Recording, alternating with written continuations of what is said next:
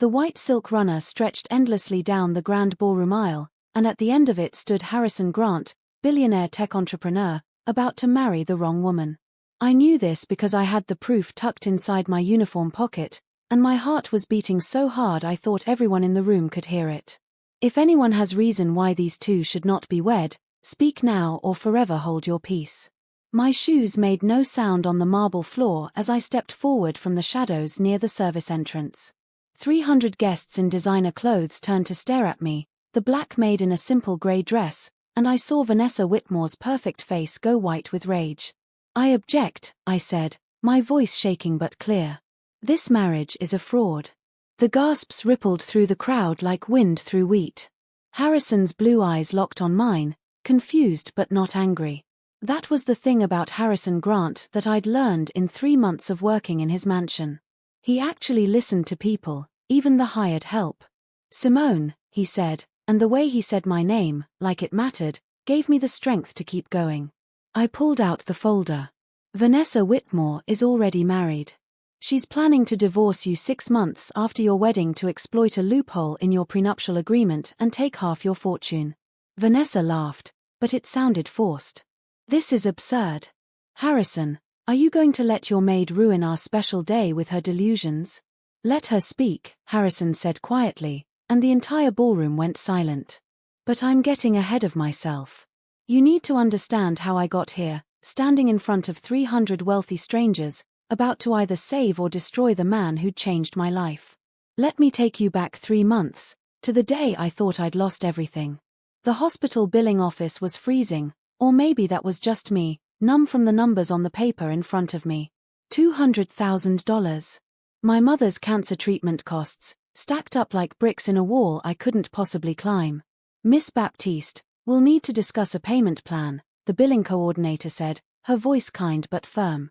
I nodded, unable to speak. My job as a hotel housekeeper paid barely enough to cover our rent. My father had died 2 years ago, leaving us with nothing but love and memories. I'd been taking online business classes at night, dreaming of something better, but those dreams felt hollow now. My phone buzzed.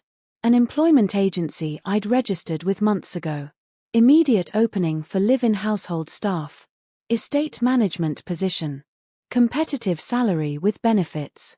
I took the interview that same afternoon, still wearing my hospital visitor's badge.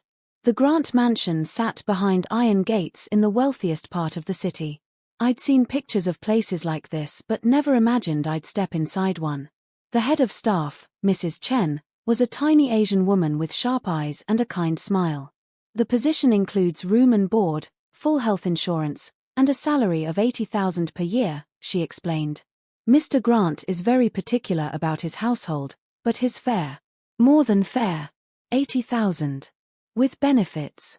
I could pay off my mother's bills, finish my degree, actually breathe again. When can I start? I asked. That evening, I met Harrison Grant for the first time. He was in his study, shirt sleeves rolled up, working on something on his tablet. When Mrs. Chen introduced me, he stood immediately, shook my hand, and actually looked at me like I was a person, not just staff. Welcome, Simone, he said. Mrs. Chen mentioned your mother is ill. Our health insurance covers family members. I'll have the paperwork sent to your room tonight. I stared at him. Sir, I haven't even started working yet. The insurance is part of your employment package. You're employed as of this moment. He smiled, and it was genuine. Besides, no one should have to choose between caring for family and making a living. I felt tears burning my eyes. Thank you. I don't know how to. No need, he said. Just do your job well, and we'll be square.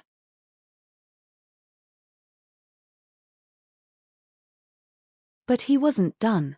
Over the next week, as I learned my duties and settled into the small but comfortable room on the 3rd floor, Harrison noticed things.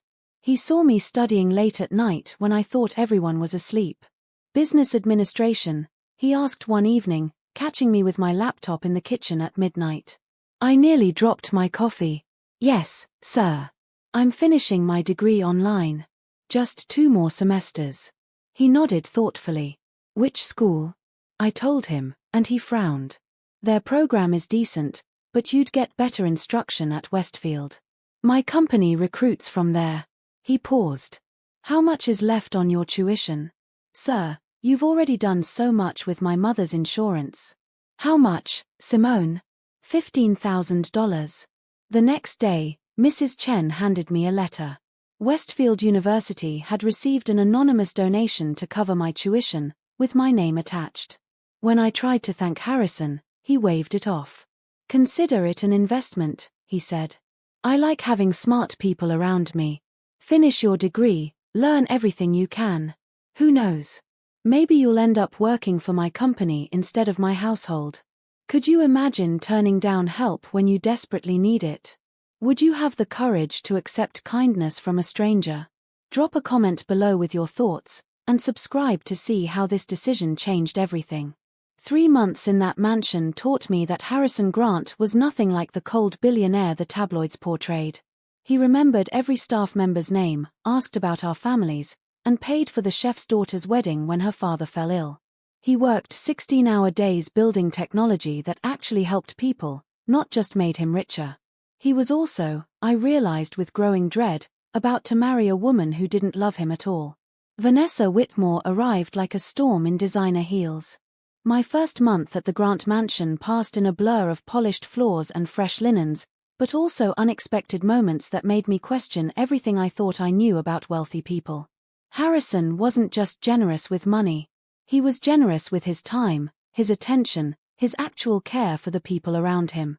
Your mother's doing better, he asked one morning, catching me coming back from a hospital visit. I'd been working there 3 weeks, and he remembered. Yes, sir. The new treatment the insurance covered is working. The doctors are hopeful. Good. He held up his coffee cup. Join me. I could use a second opinion on something. I glanced down at my uniform, then at his expensive suit. Sir, I should get to work. 10 minutes, he said. Please. We sat in his study, and he showed me a presentation he was preparing for investors. It was full of technical jargon and complex charts. Does this make sense to someone without a tech background? I studied it carefully, thinking of my business classes. It's impressive, but honestly, you'd lose half the room in the first 5 slides. You're trying to show them how smart you are instead of why they should care. I froze, realizing I'd just criticized a billionaire's work. To his face. Harrison laughed, a real laugh that crinkled his eyes. You're absolutely right. Can you point out where I lose you? We spent an hour going through it, and he actually took notes on my suggestions. When Mrs. Chen found us, she looked surprised to see her employer listening so intently to the new maid's thoughts on venture capital presentations.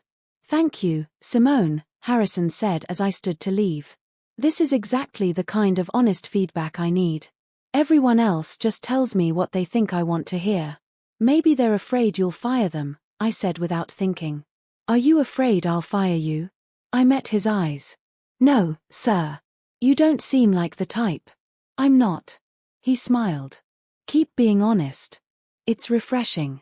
That became our pattern. I'd find him working late, bring him coffee without being asked, and sometimes he'd run ideas past me.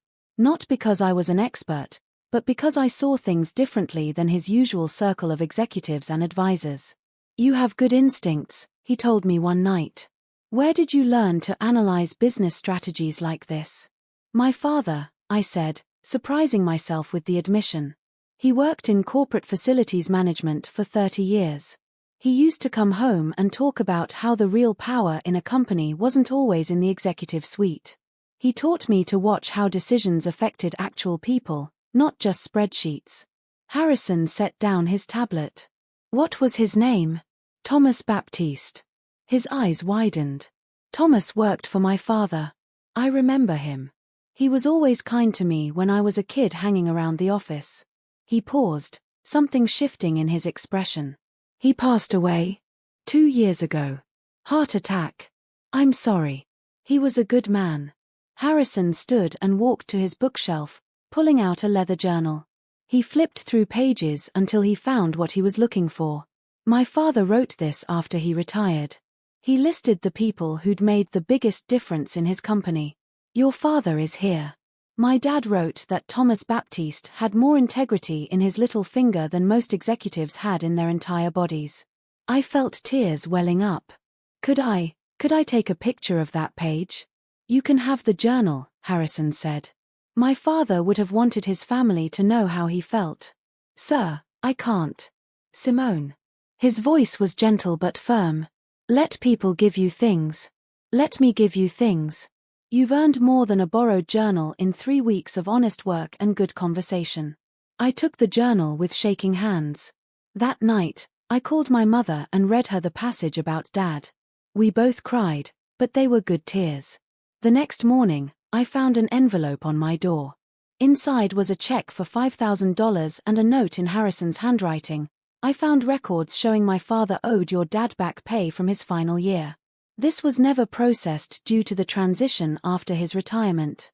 Please accept this as settlement of a debt, not charity. I knew the dates didn't quite line up, knew this was Harrison's way of giving me money without making me feel like I was taking handouts. But the journal was real, the debt was plausible, and my father had taught me that sometimes grace means accepting help when it's offered with genuine respect. I deposited the check and paid down another chunk of my mother's medical bills. He's a good man, my mother said when I told her about it during my next visit. She looked healthier already, the new treatment and the relief from financial stress showing in her face. Your father always said the Grant family treated people right. Harrison's getting married next month, I told her, not sure why I felt the need to mention it. She gave me a look that mothers give daughters when they know something the daughter hasn't figured out yet. Is he now? To Vanessa Whitmore. She's beautiful, sophisticated, from his world. And you're beautiful, brilliant, and from a world that teaches you the value of real things, Mom said. Don't sell yourself short, baby. Mom, he's my boss. A billionaire. I'm his maid. Your father was a facilities manager, and he taught a billionaire's son about integrity. Value isn't about money, Simone. Remember that. I tried to remember it 3 days later when Vanessa Whitmore arrived at the mansion with enough luggage for a royal family and the warmth of an ice sculpture. Vanessa Whitmore swept into the Grant mansion like she owned it, which, I suppose, she thought she soon would. She was everything the society pages said she was: tall, blonde, perfectly dressed, with the kind of confidence that comes from never being told no. You must be new, she said when I helped with her luggage. Not hello or thank you, just an observation delivered with the same tone someone might use to notice a new piece of furniture. Yes, I'm Simone. She didn't respond, already on her phone, snapping at someone about flowers for the wedding. I carried 7 suitcases to the master suite, which she'd be sharing with Harrison. Each one probably cost more than my car. Harrison appeared at the top of the stairs, and I saw something I hadn't seen before, hesitation in his step. Like he was bracing himself. Darling, Vanessa said, her voice suddenly honey-sweet. She kissed his cheek, carefully avoiding his lips. This place is charming, but we'll definitely need to renovate after the wedding. I've already called my designer. I like it how it is, Harrison said mildly. She laughed like he'd made a joke. Oh, you. Always so sentimental. She turned to me without really looking at me. Have someone bring up champagne. The good stuff, not whatever the help usually drinks. I glanced at Harrison, who looked uncomfortable. Of course, I said, keeping my voice neutral. In the kitchen, Mrs. Chen was already preparing a tray. That woman, she muttered in Mandarin, not realizing I'd picked up some of the language from my college roommate. Cold as a fish and twice as slippery. I hid my smile and brought up the champagne. Through the door, I heard Vanessa on the phone again, her voice different when she thought no one important was listening. The wedding's on schedule. 3 more months of playing happy couple, then the prenup loophole activates and I'm set for life. No, he suspects nothing. He's too busy saving the world with his boring technology. Of course I'll be careful. The man's so naive he probably thinks I actually love him. I froze in the hallway, tray in hand, heart pounding. Just keep everything ready on your end, she continued. Once I'm married, we wait exactly 6 months, then file in the Cayman Islands like we planned. His lawyers won't know what hit them. The door opened suddenly, and Vanessa stood there, eyes narrowing at me. How long have you been standing there? Just arrived. I didn't want to interrupt your call. I kept my face blank, years of customer service work coming to my rescue. She studied me for a long moment, then took the tray without a word and shut the door in my face. I walked back downstairs on shaky legs. I'd just overheard a conspiracy to defraud my employer, a man who'd been nothing but kind to me, who'd helped my mother, who'd honored my father's memory. But what could I do? I was a maid. She was a socialite. Who would believe me? Over the next 2 weeks, I watched Vanessa work. She was brilliant at it, I had to admit. Around Harrison, she was perfect, supportive, affectionate in a careful way, interested in his work. Around the staff, she was cold and dismissive, but never quite enough to complain about. Around his business associates, she was charming and sophisticated. But I saw the cracks. The way she tensed when Harrison touched her unexpectedly. The phone calls she took in private, her voice hard and calculating. The documents she kept locked in her personal safe, which I only knew about because I'd seen her opening it one day when she thought she was alone. You seem troubled, Harrison said one evening. He'd found me in the library, ostensibly dusting but really just thinking. I looked at him, this genuinely good man about to walk into a trap, and I wanted to tell him everything. But I had no proof. Just overheard phone conversations and bad feelings. Just worried about my mom, I lied. Her next scan is coming up. When is it? I'll make sure you have the day off to be with her. See? This was who he was. And Vanessa was going to destroy him. Thank you, sir. He smiled. You know, you can call me Harrison when we're alone. All this sir business makes me feel old. You're only 35. Exactly. Ancient. He laughed, then grew serious. Simone, can I ask you something? Of course. Do you think Vanessa seems happy about the wedding? My heart jumped. He was noticing something. Why do you ask? He ran a hand through his hair, looking uncertain. I don't know. Sometimes I feel like I'm marrying a stranger. Like there's this wall between us that wasn't there when we first started dating. He shook his head. Sorry, I shouldn't be talking to you about this. It's okay, I said carefully. Sometimes it helps to talk to someone outside the situation. That's true. He sat down in one of the leather chairs. The truth is, Vanessa and I got engaged because it made sense. Our families have business connections, she understands my world, she's appropriate. He said the word like it tasted bad. But appropriate isn't the same as right, is it? No, I said softly. It's not. My father married for love. He always told me that was the secret to his success. He had someone who genuinely cared about him as a person, not as a bank account. Harrison looked at me. You understand that, don't you? You've seen real love with your parents. I have. And you deserve that too. He held my gaze for a moment, and something passed between us. Understanding, maybe. Or recognition. Then he stood abruptly. Well, 3 months until I find out if I made the right choice. Thank you for listening, Simone. After he left, I stood in the library for a long time, thinking about right choices and proof and the courage it would take to speak up against someone like Vanessa Whitmore. I needed evidence. Real evidence. Not just overheard conversations. Have you ever known something was wrong but had no way to prove it? Would you risk everything to save someone from a terrible mistake, even if they might not believe you? Share your thoughts below and subscribe to see what happens when truth and loyalty collide. That night, I started paying closer attention to everything Vanessa did. 2 months before the wedding, Harrison's sister Rebecca came home from her semester abroad. I was arranging flowers in the front hall when a whirlwind of energy burst through the front door, dropped 3 suitcases, and immediately hugged me like we were old friends. You must be Simone. Mrs. Chen told me about you. I'm Becca. She was 26, with her brother's blue eyes and a smile that could light up a room. Nothing like the serious businessman upstairs. Miss Grant, it's nice to meet you. Let me help with your bags. It's Becca, please. And I can get my own bags. I'm not one of those helpless socialite types. She wrinkled her nose. Speaking of which, is the Ice Queen here yet? I tried not to smile. Miss Whitmore is upstairs with your brother. Of course she is. Probably planning which of his assets to liquidate first. Becca grabbed her suitcases. Come on, walk with me. I want the real story on what's been happening here. I shouldn't have, but there was something about Becca that made her impossible to refuse. We went up the back stairs, and I found myself telling her about the past 2 months, Vanessa's coldness to staff, her constant phone calls, the way she looked at Harrison sometimes like he was a business transaction instead of a person. I knew it, Becca said, stopping on the landing. I told Harry not to propose, but he said I was being overprotective. He thinks because someone comes from the right family and says the right things that they must be genuine. She looked at me seriously. But you see it too, don't you?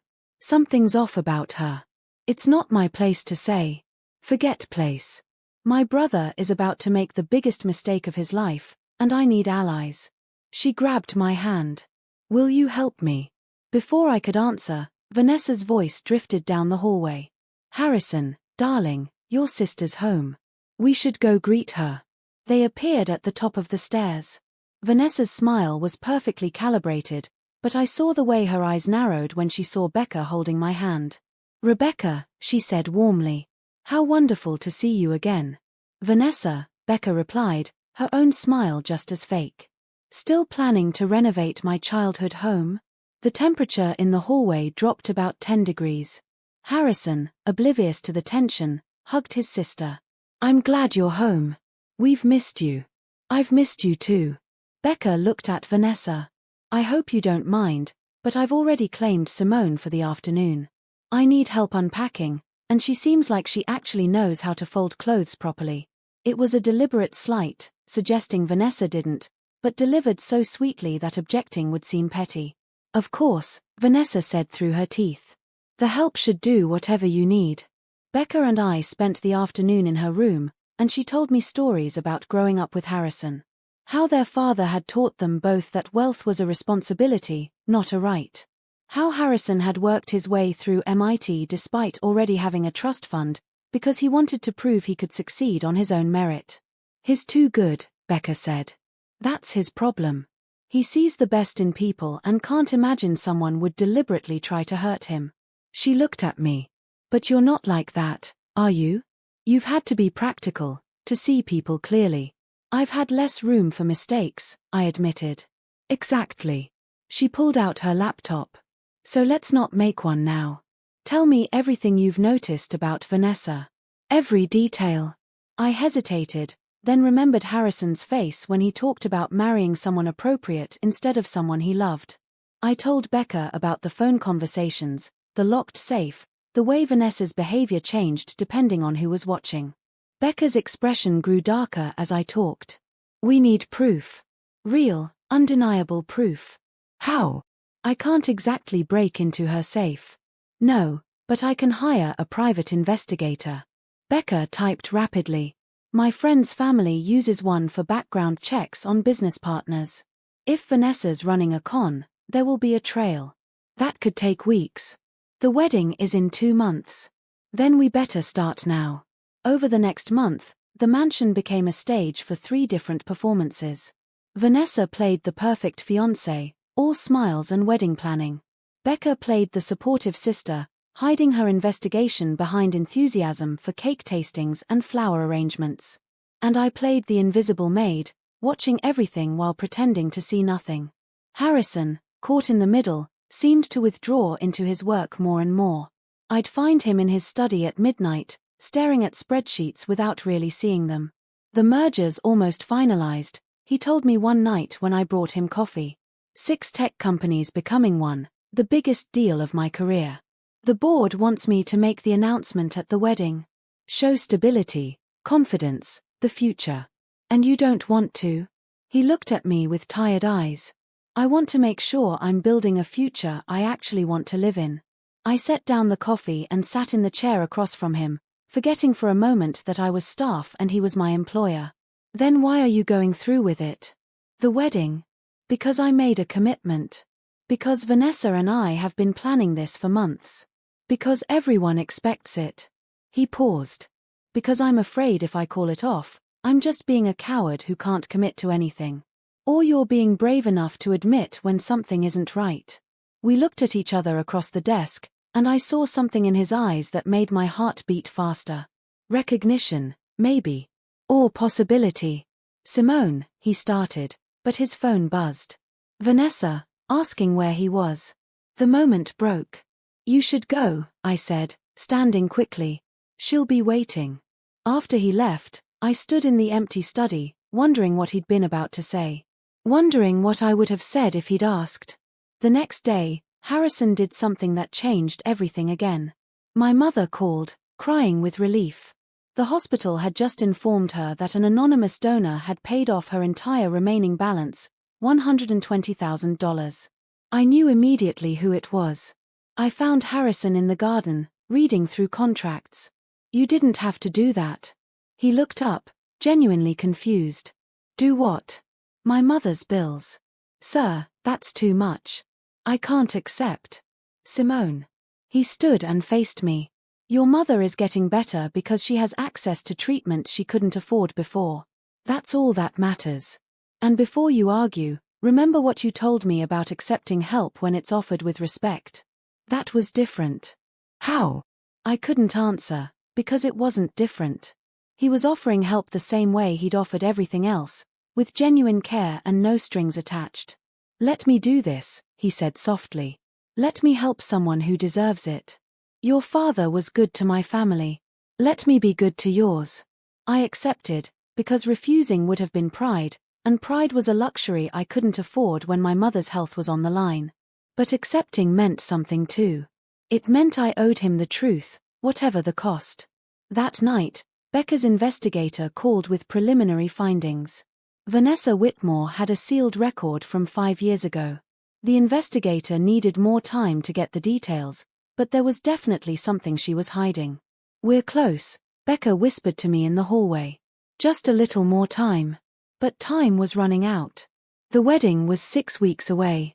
With 5 weeks until the wedding, the mansion became a hub of activity.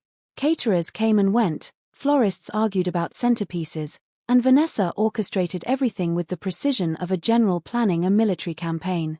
Through it all, Harrison seemed to retreat further into his work, and I found myself becoming his refuge without quite meaning to. Can you look at this speech? He asked one evening, finding me in the kitchen after dinner service.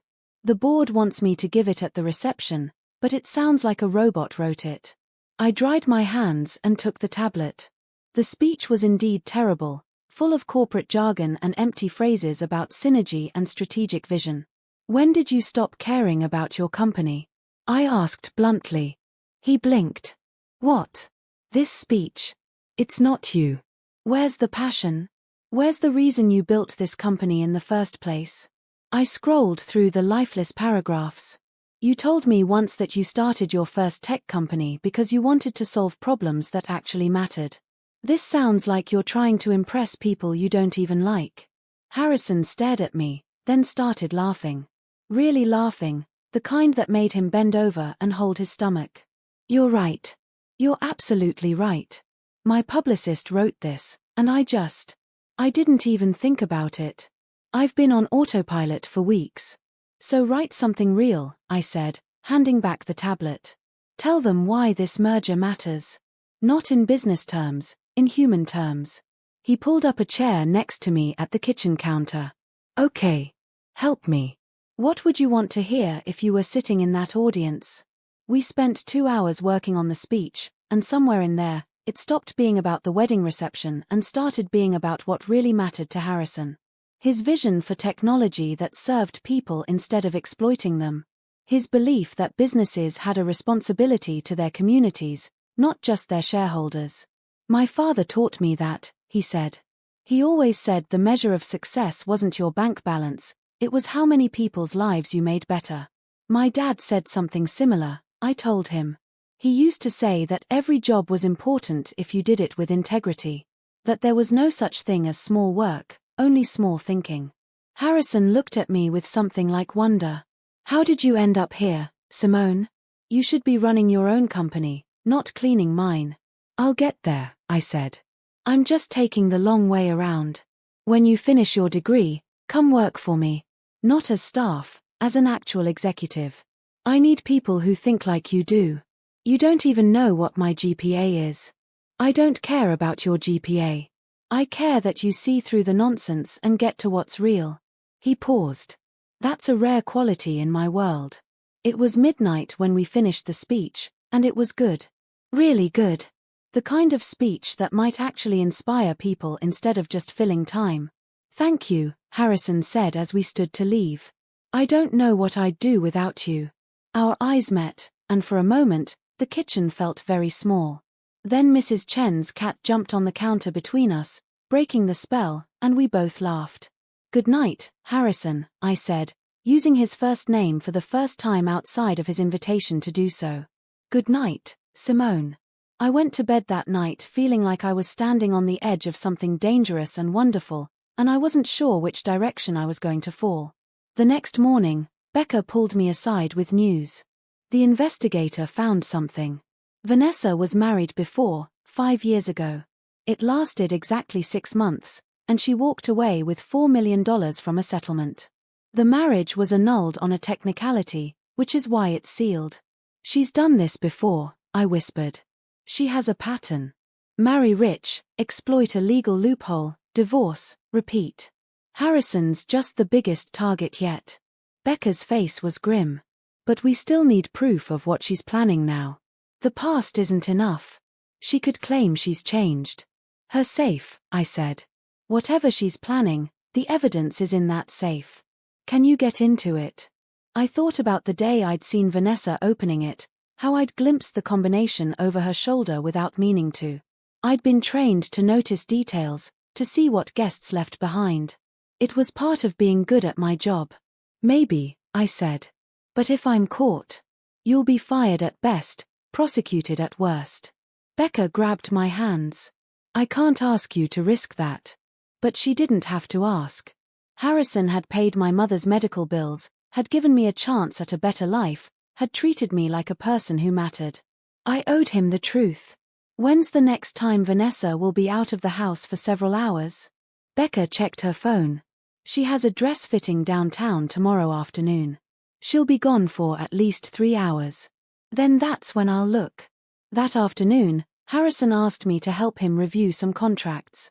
We worked in his study, and I realized this had become routine, him seeking my opinion on things, me offering honest feedback, both of us pretending this was a normal employer-employee relationship instead of something else. Simone, can I tell you something? He asked suddenly. Of course. I think I'm making a mistake. He set down the contract and looked at me. Marrying Vanessa. It feels wrong. It's felt wrong for weeks now. My heart started pounding. Then why are you doing it? Because. He stood and walked to the window. Because calling off a wedding 3 weeks before it happens would be cruel. Because my company's merger is tied to this, and hundreds of jobs depend on it going smoothly. Because everyone expects it. Those are reasons to go to a business meeting, not reasons to get married. He turned back to me. What would you do? Me? I laughed shakily. I'm probably the last person you should ask for relationship advice. No, you're exactly the person I should ask. You don't care about the money or the status or any of it. You see things clearly. He walked closer. So tell me clearly, what should I do? I wanted to tell him everything right then. About Vanessa's plans, about her history, about the investigation. But I had no proof yet, and accusing his fiancée without evidence would make me look like a jealous employee trying to sabotage his wedding. I think, I said carefully, that you should trust your instincts.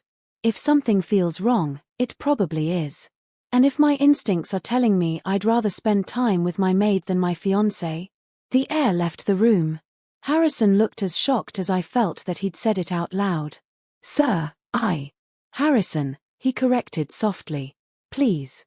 Harrison. I took a breath. You're getting married in 3 weeks. To someone else. What you're feeling is probably just cold feet, or stress about the merger, or maybe it's the first honest thing I've felt in months. He ran a hand through his hair, frustrated. I'm sorry. That was inappropriate. You're right. I should go. He left, And I sat in the empty study, shaking. Because he'd said out loud what I'd been trying not to feel for weeks. And tomorrow, I was going to break into his fiancée's safe to prove she was conning him, and everything was going to explode in the most spectacular way possible. What would you do if you had feelings for someone you couldn't have? Would you risk your job, your reputation, everything, to save them from making a terrible mistake? Tell me in the comments, and don't forget to subscribe to see what secrets I found in that safe. That night, I couldn't sleep. I kept thinking about Harrison's words, about my mother's advice to remember my own value, about my father's legacy of integrity. Tomorrow, I would find the proof. And then I would have to decide what to do with it. The next afternoon, I watched from the upstairs window as Vanessa's car pulled away, heading to her dress fitting downtown. My hands were shaking. Becca stood next to me, her face tense. "You don't have to do this," she said. "We can find another way." "There is no other way." "Not in time." I checked my phone. 3 hours. That's all I need. Vanessa's suite was immaculate, as always. Everything perfectly placed, nothing personal or warm about it.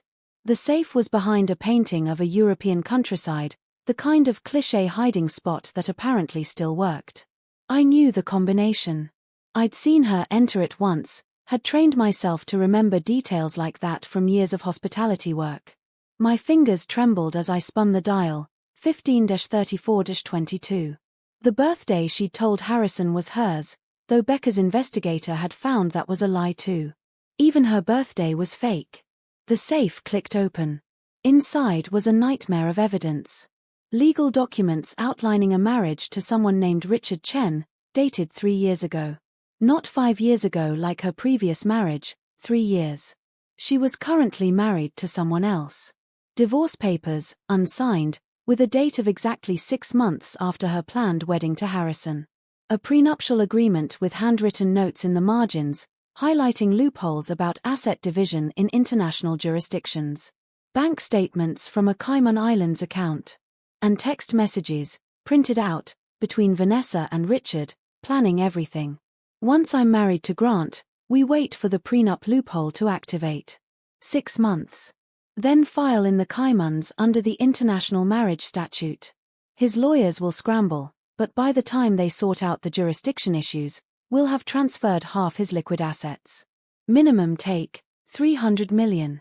I felt sick. This wasn't just fraud, it was a precision operation. Vanessa and Richard had done this before, but never on this scale. Harrison was going to be the big score that set them up for life. Oh my God, Becca breathed beside me. She'd been standing watch but had come in when I gasped. She's still married? To her partner in crime. I pulled out my phone and started taking pictures of everything. They've been planning this for at least a year.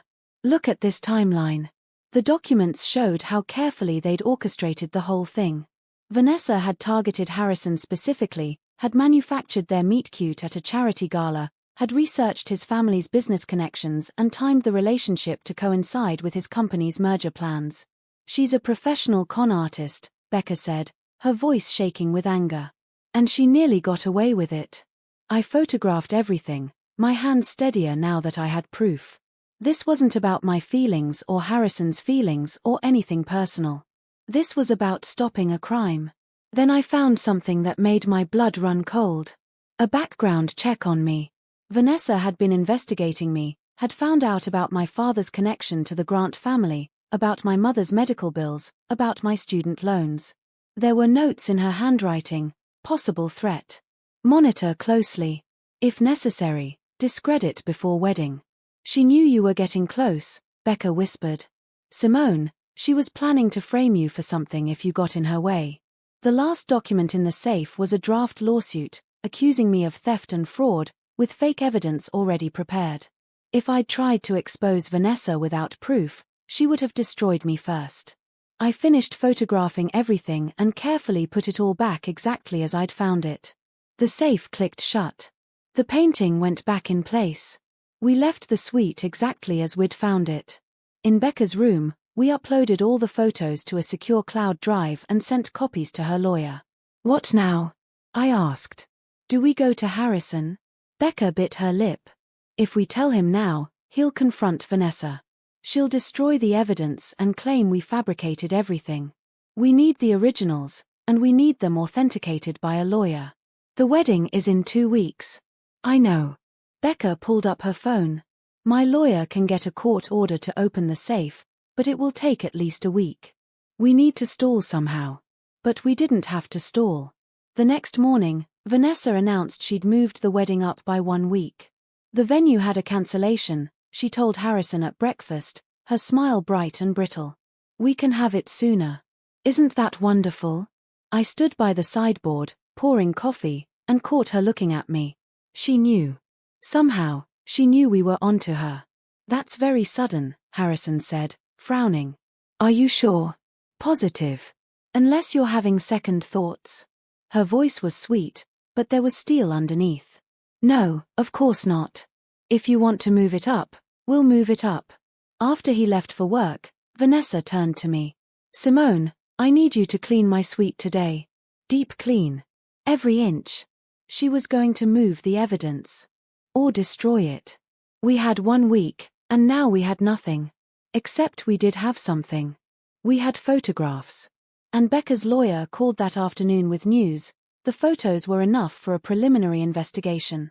If we could keep Vanessa from destroying the evidence for just a few more days, they could get a warrant. How do we keep her from destroying it? I asked Becca. We make her think she's won. So we did.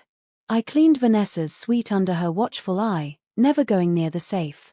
I was the perfect servant, invisible and efficient.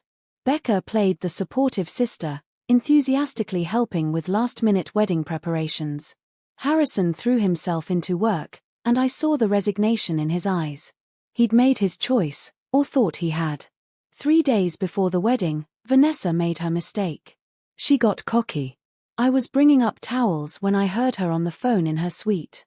She thought I'd left, but I was still in the hallway. It's perfect. The marriage is in 3 days, and in 6 months, we'll be set for life. Grant's so besotted he hasn't questioned a single thing. Yes, I'm sure. I checked the maid's background. She's nobody. Even if she suspected something, who would believe her?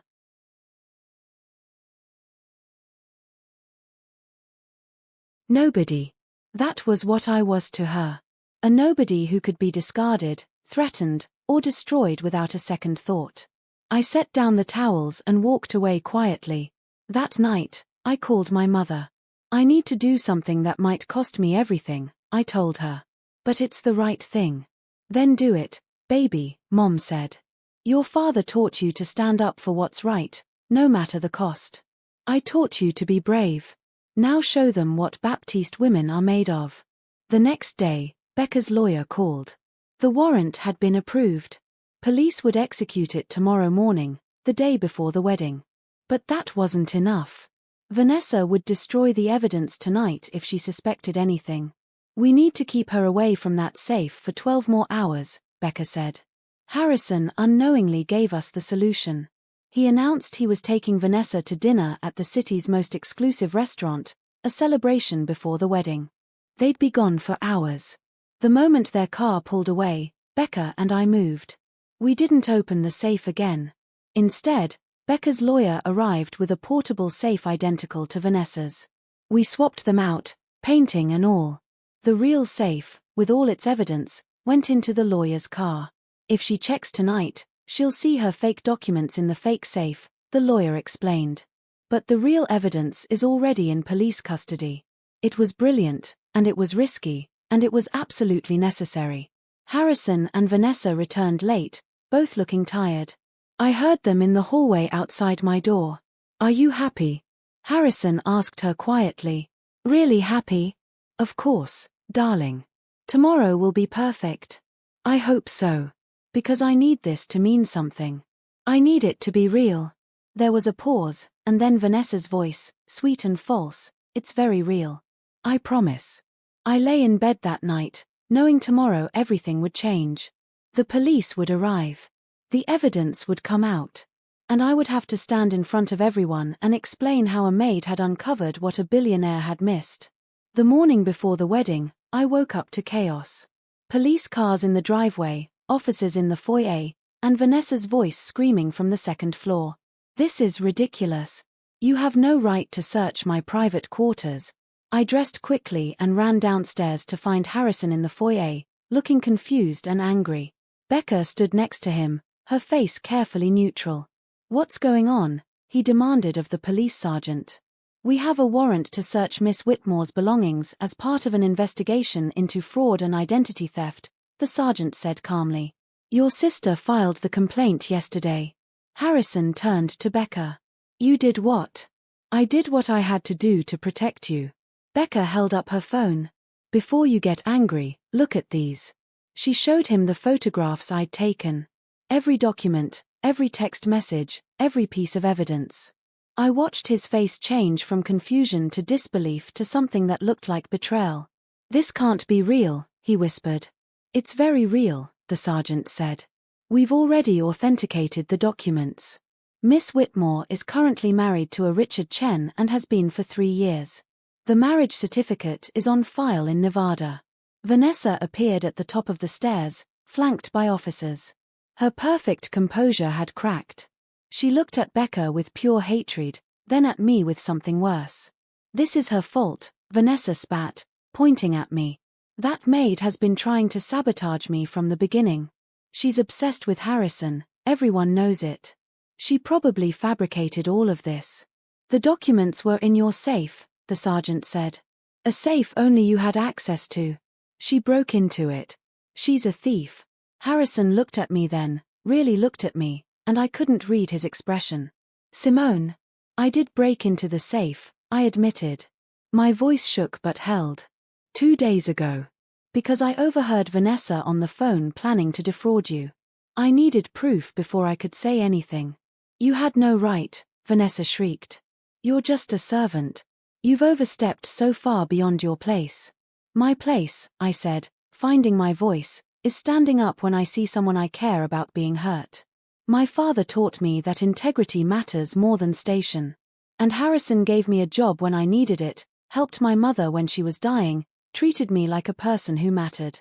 I wasn't going to let you destroy him." The words hung in the air.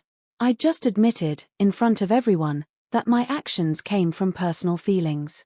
I'd given Vanessa exactly the ammunition she needed. But Harrison spoke before she could. "Officers, I want to see the evidence myself." They brought down the real safe and opened it in front of everyone. Harrison read through each document, his face getting paler. When he got to the text messages between Vanessa and Richard, planning out their con in explicit detail, he looked like someone had punched him. "You were never going to marry me," he said quietly. "This was all a con from the beginning." "Harry, I can explain." Vanessa started. "Don't." He held up the marriage certificate showing her marriage to Richard Chen. "You're already married. You were planning to commit bigamy. Then fraud. Then disappear with $300 million of my money. You don't understand. Richard means nothing. It's you The only thing you love about me is my bank account." Harrison's voice was cold now, all emotion locked down. "Officers, I want to press charges for fraud, attempted bigamy, and anything else you can make stick." "No." Vanessa lunged forward, but the officers held her back. "This isn't over, Grant. You'll regret this. And that maid of yours will pay for ruining everything." They led her out in handcuffs. Through the window, I saw news vans pulling up. Somehow the media had already gotten wind of it. The wedding of the year was about to become the scandal of the year. Harrison stood in the foyer, surrounded by the debris of his almost wedding, and looked completely lost. Becca touched his arm gently. "Harry, I'm sorry. I should have told you sooner, but we needed proof." "You did the right thing," he said. Then he looked at me. "Both of you did the right thing." He walked out of the room, his shoulders rigid, and I knew he needed space. Becca squeezed my hand. "You were brave," she said. "Really brave. I just cost him his wedding and possibly his merger.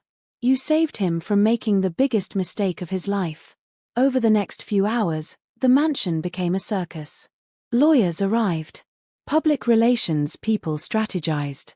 The police took statements. Harrison locked himself in his study and wouldn't come out. I did what I always did in a crisis. I worked. I cleaned up the foyer, directed the caterers who arrived to cancel the reception, dealt with florists and musicians and all the vendors who'd been hired for a wedding that would never happen. At 6 o'clock, Becca found me in the kitchen, finally sitting down. "Harrison wants to see you." In his study. My heart jumped. Did he say why? No. But Simone, be gentle with him. He's hurt right now. I knocked on the study door, and his voice, rough and tired, called me in. Harrison stood by the window, looking out at the grounds where a wedding tent was being dismantled.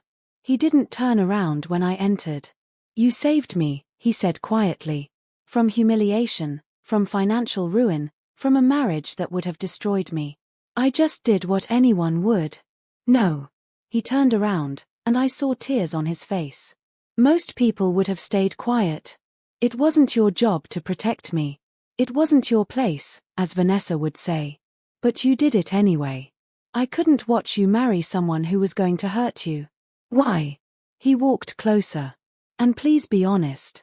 After everything that's happened today, I need honesty." I took a breath. This was it, the moment I either told the truth or lost the chance forever. "Because I care about you. As more than an employer. As more than just someone who helped me and my mother." I met his eyes. "I know I'm just your maid. I know we're from different worlds.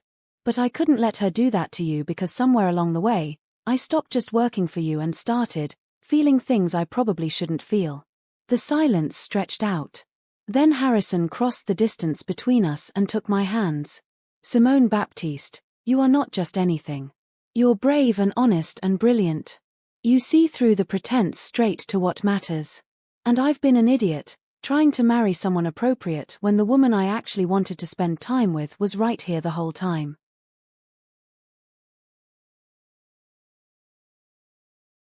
"Harrison. I'm not proposing.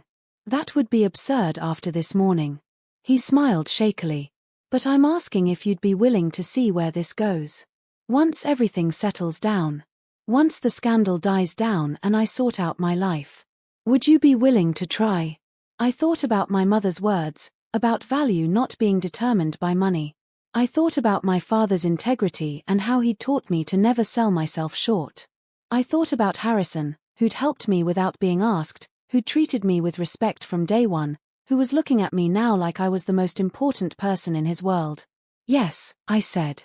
"I'd be willing to try." He pulled me into a hug, and I let myself be held, let myself believe that maybe, just maybe, this story could have a happy ending after all. Outside, the news vans multiplied. Inside, I stood in the arms of a man who'd seen me as a person when the world saw a servant. And tomorrow, we'd face whatever came next. Together. The week after Vanessa's arrest was the longest of my life. The media called it the wedding scandal of the decade. Photos of Vanessa being led away in handcuffs were everywhere. Reporters camped outside the mansion gates. And Harrison's business partners started making nervous calls about the merger. "They're worried about the publicity," Harrison told me 3 days after the almost wedding. We were in his study, late at night, because that had become our safe space. "Half the board wants to postpone the merger announcement until the scandal dies down. What do you want to do?" I asked. He looked tired. The past 72 hours had been brutal. Legal depositions, police interviews, damage control meetings. And through it all, he'd been dealing with the personal betrayal of someone he'd almost married. "I want to move forward," he said. "Vanessa doesn't get to destroy what I've built. But I can't make decisions like this alone anymore. Not after I almost married a con artist because everyone said she was appropriate. You can't blame yourself for trusting someone. I can blame myself for ignoring every warning sign because I was too focused on doing what was expected." He stood and walked to the window. "Do you know why I really proposed to Vanessa? You said it made sense. It made business sense. Our families had connections, the merger would benefit from the alliance, she looked perfect in photographs." He turned back to me. "But I never loved her. Not really. I was marrying a resume, not a person. And now I want to make decisions based on what's real." He crossed to where I sat today. "Starting with you." My breath caught. Harrison, we need to be careful. The media is watching everything. I know. My PR team has already advised me that dating my maid right after a scandal would be bad optics. He smiled without humor. They suggested I wait at least 6 months before being seen with anyone new, especially someone from my staff. They're probably right. Probably. He sat next to me. But I've spent the last year doing what other people thought was right, and it nearly cost me everything. I don't want to do that anymore. What do you want? He took my hand. I want to take you to dinner. I want to introduce you to my business partners as someone I value, not as my maid. I want to see if what we have is real or just gratitude and proximity. It's real, I said quietly. At least for me. For me too. He squeezed my hand. But we need to do this right. No hiding, no sneaking around. If we're going to try this, I want it to be honest and open. The next morning, Harrison made an announcement that shocked everyone. He was stepping back from day-to-day operations for a month to deal with personal matters. His business partner, Julian Pierce, would handle the merger announcement. I need time, Harrison told the board in a meeting I wasn't supposed to know about but heard about from Becca anyway. Time to sort out what I want my life to look like going forward. I nearly made a massive mistake because I wasn't paying attention to what mattered. I won't make that mistake again. The board approved, mostly because they were relieved he wasn't making any rash decisions while in the middle of a scandal. That afternoon, Harrison asked me to take a walk with him on the mansion grounds. I'm resigning from my position, I told him as we walked. Effective immediately. He stopped. What? Why? Because I can't be your employee and your, whatever we're becoming. It's not appropriate, and more importantly, I won't have people saying I slept my way into a better position. Simone, no one would say that. Harrison, they're already saying it. I heard 2 of the junior staff gossiping this morning about how I must have seduced you to get Vanessa out of the way. I kept my voice steady. I won't put you or myself in that position. Then what will you do? Finish my degree. You paid for it, remember? I have 1 semester left. I'll do that, get my business administration certificate, and then figure out my next step. And us. I looked at him. This good man who'd been hurt but was still trying to do right by everyone. We take it slow. We date like normal people. You don't give me money or jobs or special treatment. I don't work for you. We just see if this is real when there's no power imbalance and no crisis forcing us together. He thought about it, then nodded. Okay. But I have one condition. What? When you finish your degree, if you still want to work in business, you interview for my company. A real interview, with HR, competing against other candidates. No special treatment, but no shutting the door either. I smiled. Deal. That evening, I packed my things. Mrs. Chen cried and hugged me. Becca made me promise to stay in touch. The other staff members gave me a card they'd all signed, thanking me for saving Mr. Grant from a terrible mistake. My mother was waiting when I got home to our small apartment. She'd been released from the hospital 2 days ago, declared cancer-free for the first time in 2 years. She took one look at my face and smiled. You did the right thing, she said. Walking away so you could come back on equal footing. Your father would be proud. I'm terrified, I admitted. What if it doesn't work? What if we're too different? Then you'll know. But baby, you can't live your life afraid of what might go wrong. Sometimes you have to be brave enough to see what goes right. Harrison called that night. I miss you already, and you've only been gone 6 hours. I miss you too. Can I take you to dinner tomorrow? Somewhere public, so the media can take their pictures and speculate all they want. I thought about the gossip, the headlines, the people who would judge.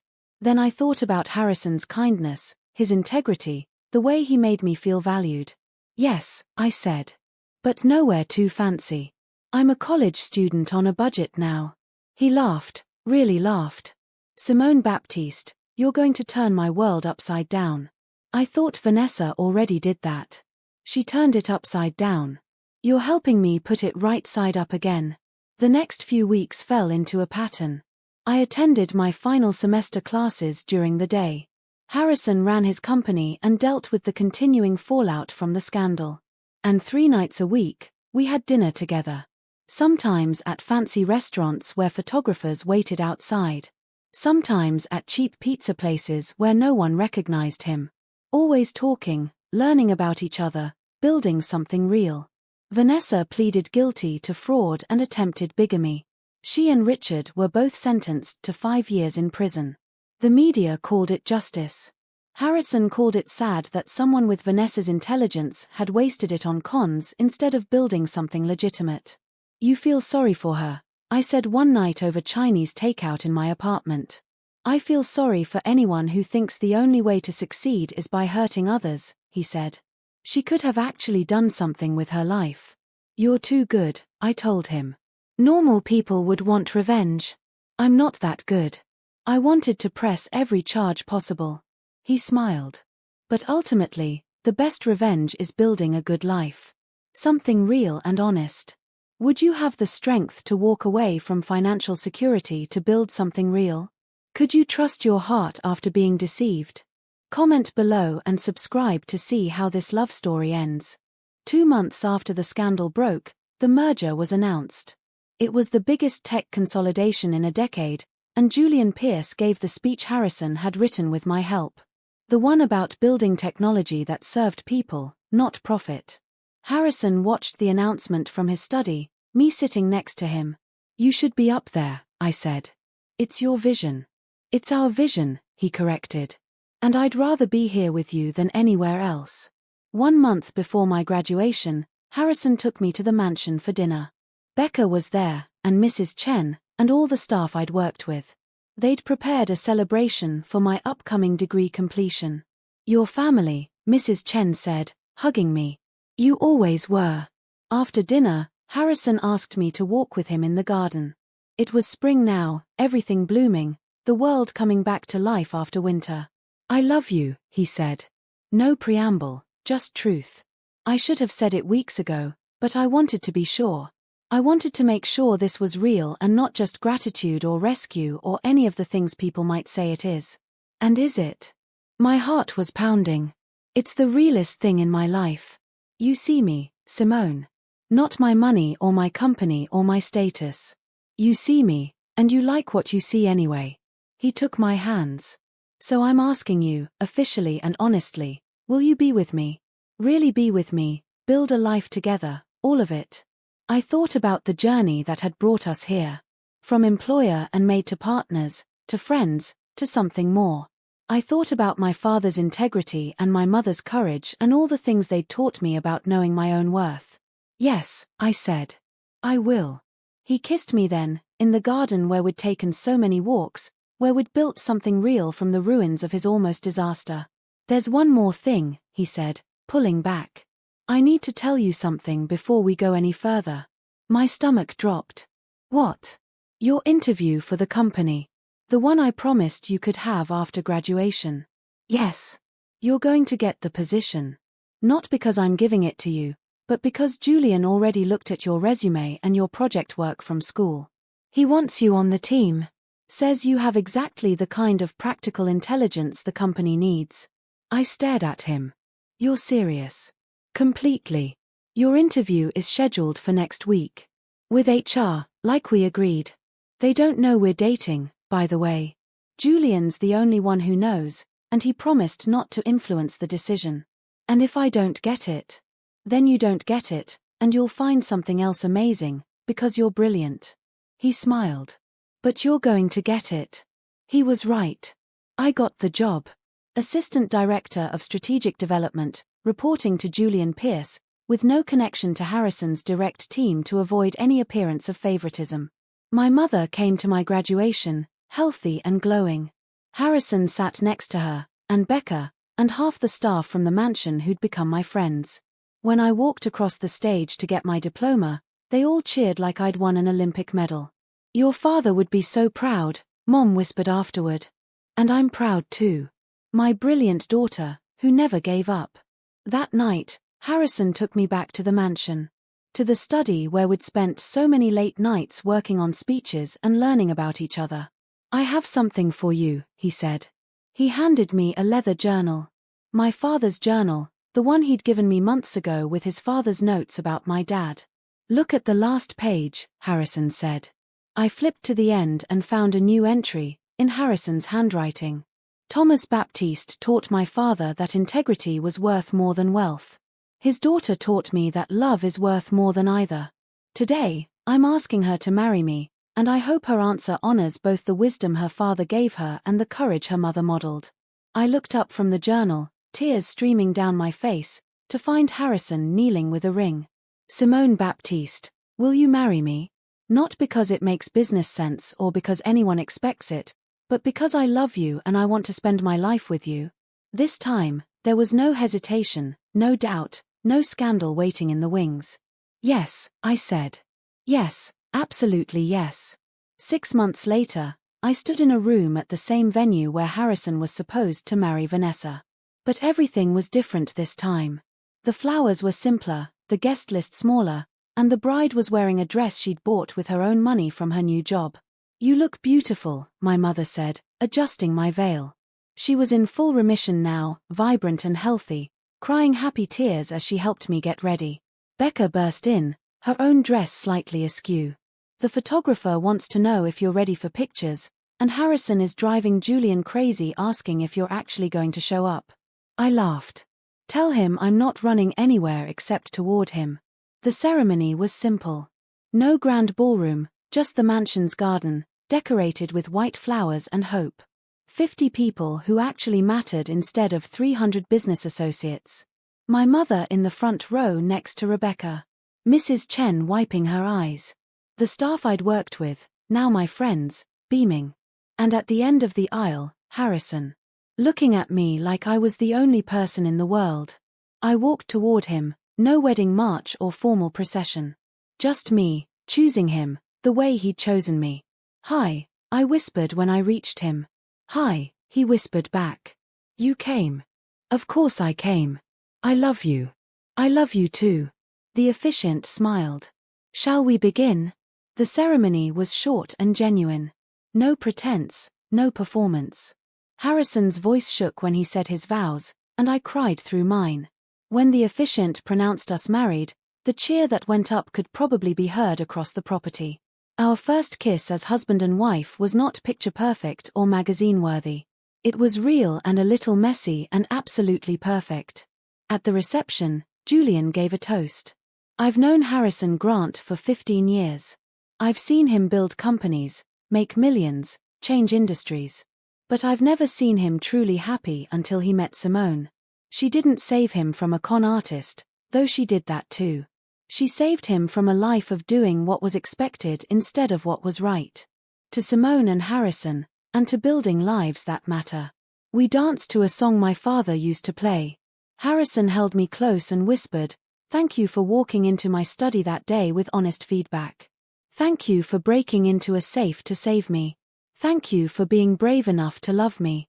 Thank you for seeing me," I whispered back. "For treating me like I mattered when I was just your maid. You were never just anything," he said. "From day one, you were extraordinary. I just had to wake up enough to realize it." Later, as the sun set and the party continued, I found myself standing with my mother on the terrace. "Do you think Dad would approve?" I asked. "Baby, your father is somewhere celebrating right now. You married a good man who values integrity. You built a career on your own merit.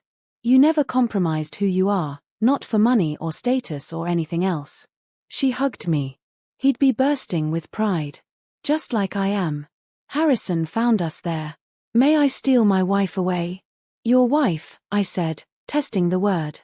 "That's going to take some getting used to. We have the rest of our lives to get used to it." He led me back to the dance floor, where we swayed together under the stars. Around us, people we loved celebrated a love that had been tested and proven real. No scandal, no media circus, no con artists or schemes. Just two people who'd found each other in the middle of chaos and built something true. "What are you thinking?" Harrison asked. "That this is nothing like I imagined my life would be. Better or worse?" I looked up at him. This man who'd helped my mother, honored my father, valued my mind, and loved my heart. So much better. Good. Because I have plans for us. Big plans. Like what? Like the foundation we're starting to help people with medical debt. Like the scholarship program for people finishing their degrees. Like maybe, someday, a family of our own. He smiled. Like a lifetime of building things that matter, together. That sounds perfect. We danced until the stars came out, surrounded by people who'd supported us through scandal and gossip and doubt. My journey from maid to wife might make for dramatic headlines, but the real story was simpler and more profound. Two people seeing each other clearly, choosing each other honestly, and building a love that would last. Later that night, in the car heading to our honeymoon, Harrison took my hand. Any regrets? He asked. Not one. You. Only that I wasted time being engaged to the wrong person when the right one was right there the whole time. He kissed my hand. But we have the rest of our lives to make up for lost time. The rest of our lives, I echoed. I like the sound of that. As we drove away from the mansion, I looked back one last time at the place where I'd worked as a maid and found my future as a partner. Where I'd taken the biggest risk of my life and won everything that mattered. My phone buzzed. A text from Becca. You two are disgusting adorable and I love it. Don't forget to send postcards from Paris. And tell my brother he'd better treat you right or he'll answer to me. I showed Harrison, and he laughed. Your sister is terrifying. She's your sister too now. Right. I have two terrifying women in my life now. What did I get myself into? A family, I said. You got yourself a family. He pulled me close. Best decision I ever made. And it was. The best decision either of us ever made. The media called it the redemption wedding of the year. Billionaire Harrison Grant married his former maid 6 months after a public scandal, and the world couldn't get enough of it. But sitting in our hotel room in Paris, looking at the headlines with Harrison, I realized the story they were telling wasn't quite right. They make it sound like a fairy tale, I said, scrolling through the articles. Poor maid saves rich man, they fall in love, happily ever after. Isn't it? Harrison asked, coming out of the bathroom with wet hair from the shower. No. It's better than a fairy tale. It's real. I set down my phone. Fairy tales don't show the hard parts. The doubt, the risk, the fact that I had to quit my job and finish school and get hired on my own merit before I'd even let myself fully be with you. He sat next to me on the bed. You're right. The real story is better. He pulled me close. The real story is about two people who chose each other every single day, even when it was hard. Our honeymoon was 2 weeks of actually being just us. No media, no scandal, no pressure. We walked along the Seine, ate at tiny cafes, visited museums, and talked about everything. Our childhoods, our dreams, the future we wanted to build together. I want to do something that matters, I told him one evening over wine and cheese. Not just climb the corporate ladder. I want to actually help people. Like the foundation we talked about? Exactly. I keep thinking about my mom's medical bills. How we almost lost everything because healthcare costs are out of control. How many other families are drowning in debt just trying to keep their loved ones alive? Harrison listened, really listened, the way he always did. So we build something to help them. You lead it. Make it your project. I don't know the first thing about running a foundation. You didn't know the first thing about being a strategic development director either, but Julian says you're the best hire they've made in years. He squeezed my hand. You're brilliant, Simone. You'll figure it out. And I'll help however I can. We spent the rest of the honeymoon sketching out plans. The Baptiste Grant Foundation for Medical Debt Relief. My mother's middle name was Marie, so officially it would be the Marie Baptiste Grant Foundation. A tribute to her strength and courage through her own medical crisis. When we returned home, we threw ourselves into the work. Harrison provided the initial funding, but I insisted on raising money from other donors too. This couldn't just be his money. It had to be a community effort. Julian was supportive when I asked to shift to part-time work to focus on the foundation. I figured this was coming. You've never been someone who could just sit still and collect a paycheck. Go change the world, Simone. We'll still be here when you need us. My mother was the foundation's first board member. Becca was the second. We recruited doctors, financial advisors, and people who'd struggled with medical debt themselves. And we started small, helping one family at a time. The first family we helped was a young couple whose daughter needed heart surgery. The medical bills had bankrupted them, forcing them to sell their house. We paid off their debt and connected them with financial counseling to help rebuild. "You saved our lives," the father told me, crying. "Not just financially. You gave us hope again." Standing in their small apartment, watching them hold their healthy daughter, I understood what my father had meant about integrity mattering more than wealth. Money wasn't the goal. It was a tool to do good things.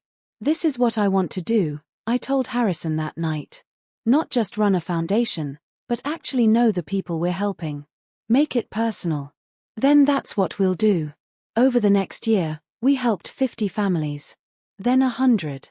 The foundation grew, and with it, my confidence that I was doing exactly what I was meant to do. Harrison was my partner in everything, supporting the foundation, helping with strategy, but never trying to take over. This was my mission, and he respected that. On our first anniversary, we had dinner with my mother, Becca, Julian, and Mrs. Chen. Our chosen family, the people who'd supported us through everything. "Speech," Becca demanded when dessert arrived. "Come on, you two are sickeningly cute. Give us something to toast." Harrison stood, pulling me up with him. "A year ago, I married the woman who saved my life in more ways than one. She stopped me from making a terrible mistake, yes. But more than that, she showed me what real partnership looks like. What it means to build something that matters. And Harrison," I added, "showed me that my worth wasn't defined by my job title or my bank account. He saw me when I was invisible to everyone else. He valued my mind, respected my choices, and loved me for exactly who I am." "To Simone and Harrison," Julian said, raising his glass. "To love that's real and work that matters." We all drank, and then Mrs. Chen pulled out an envelope. "This came to the mansion today. I thought you'd want to see it." Inside was a letter from Vanessa, written from prison. Harrison tensed when he saw the return address, but I squeezed his hand and we read it together. "I owe you both an apology. I spent years believing that wealth was the only thing that mattered, that people were just resources to exploit. Watching you two build something real while I sit in here has taught me what I was too blind to see before. Integrity matters more than money. Love matters more than status. I'm sorry for what I tried to do. I hope someday I can build something honest, even if it's small. Thank you for not letting me destroy you." "Vanessa. Do you think she means it?" I asked. "I think she's starting to understand what she lost," Harrison said. "Whether she truly changes or not, that's up to her. But I'm glad she's thinking about it." We didn't respond to the letter, but we didn't throw it away either. It was a reminder that people could change, could learn, could grow. Even people who'd made terrible choices. 2 years after our wedding, I found out I was pregnant.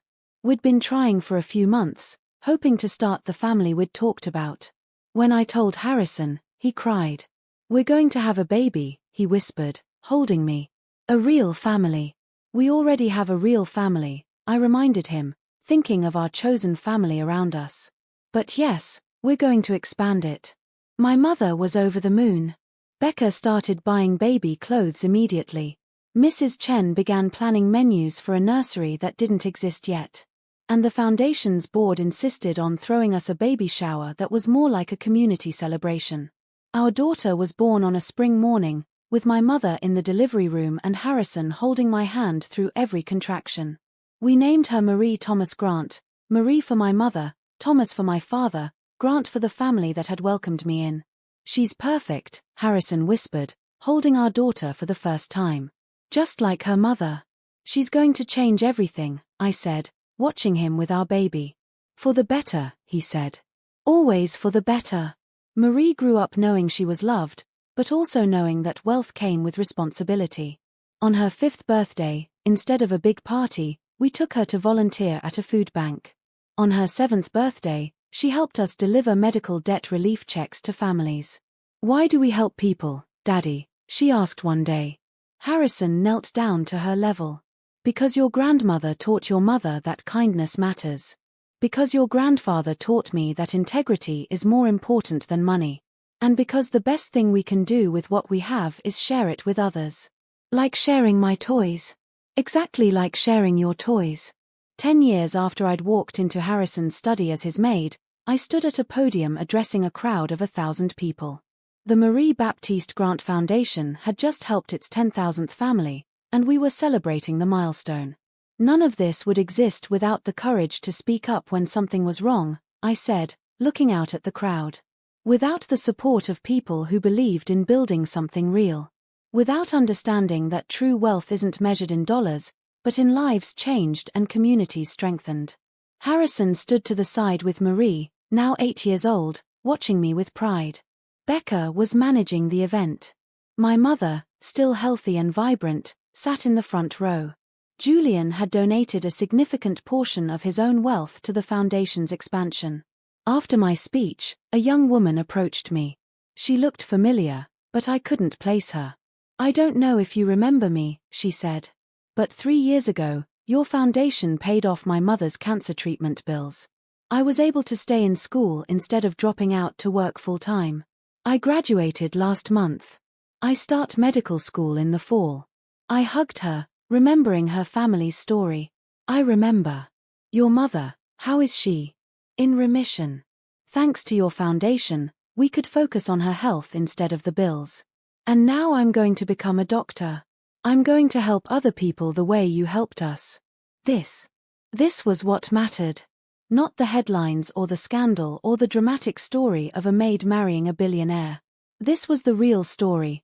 People helping people, building something that lasted beyond wealth or status. That night, back home, I tucked Marie into bed. She was reading my father's journal, the one Harrison had given me all those years ago. Grandpa Thomas was brave, she said. He told the truth even when it was hard. Yes, he was. Like you, Mama. You told the truth about that bad lady. I did. I want to be brave like you and Grandpa Thomas. I kissed her forehead. You already are, sweetheart. Every day, just by being kind and honest and caring about others, you're brave. Harrison found me standing in Marie's doorway after she fell asleep. Thinking about how far we've come, he asked. Thinking about how lucky we are. That you needed an honest opinion on a speech.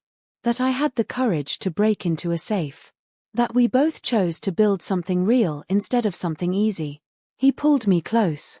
The best decision I ever made was listening to you that day in my study. The second best was asking you to marry me. And the third best, choosing to build a life that matters, with you by my side. We stood there, holding each other, in the house we'd made a home. Around us were pictures of our family, our friends, the people we'd helped. Evidence of a life built on integrity, courage, and love. The scandal that brought us together was ancient history now. What mattered was what we'd built from it. A marriage, a family, a foundation that changed lives. We'd taken the worst moment of Harrison's life and transformed it into something beautiful. And every day, we chose each other again. In the big moments and the small ones. In the public triumphs and the private struggles. In the chaos of raising a child and the quiet of late nights working on foundation plans. This was our story. Not a fairy tale, but something better. Something real, earned through courage and honesty and the simple choice to see each other clearly and love what we saw. The maid who stopped a wedding had become so much more. A wife, a mother, a philanthropist, a woman who knew her own worth and never settled for less than she deserved. And the billionaire who'd almost married the wrong woman had found the right one, the one who saw past his money to the man he truly was.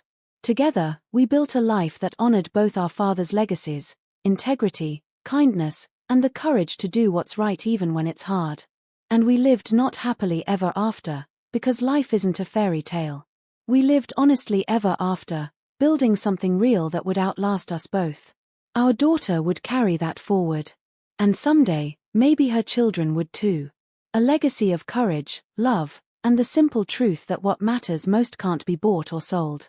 It can only be built, day by day, choice by choice, by people brave enough to be honest and kind enough to care. That was our story. And it was still being written, one day at a time.